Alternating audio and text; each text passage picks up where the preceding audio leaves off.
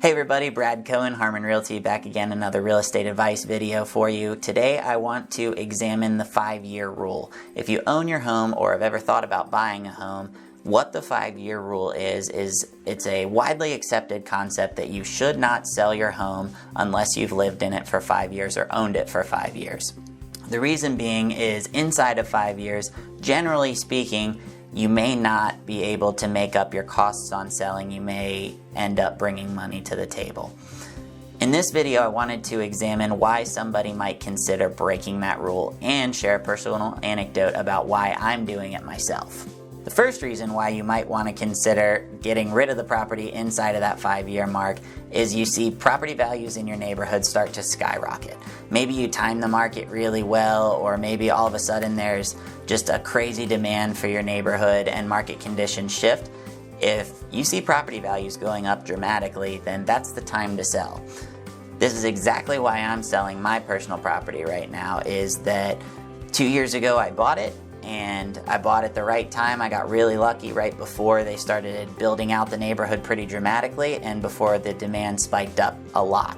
So I'm sitting on a lot of equity in the property right now, and I'd be able to sell it and walk away from that sale with a decent amount of money to go put into my current renovation project, which many of you have heard.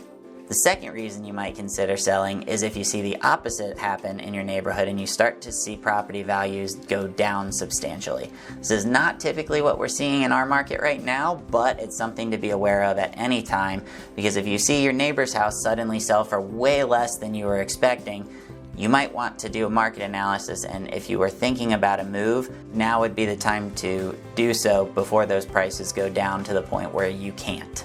The third and most likely reason why somebody would choose to sell inside of that 5-year mark is that they've had a life change that requires them to move, typically outside of the area, maybe a job relocation, or they're just simply unhappy in the space. Maybe you bought the house with these grand plans of what you were going to do in renovations and then realized that the house is too small for you and you're just not happy. It's really not worth compromising your happiness just to stay in the house. Take the opportunity to sell the place and find the house of your dreams. While many things that you may dislike about your house can be fixed with renovations, not everything can. If you're curious about what certain renovations might cost or where to get good value in your renovations, feel free to give me a shout. If you're really curious about what you could sell your house for right now, maybe you're like me and you feel like your neighborhood's pretty high up and you've been thinking about selling, I'm happy to provide a seller net sheet and tell you exactly what you could expect to walk away from the sale of your property. As always, if you have any questions about buying or selling real estate in the Harrisonburg area, I'm your resource, Brad Cohen, Harmon Realty. Thank you so much for watching this video, and I will see you at the next one.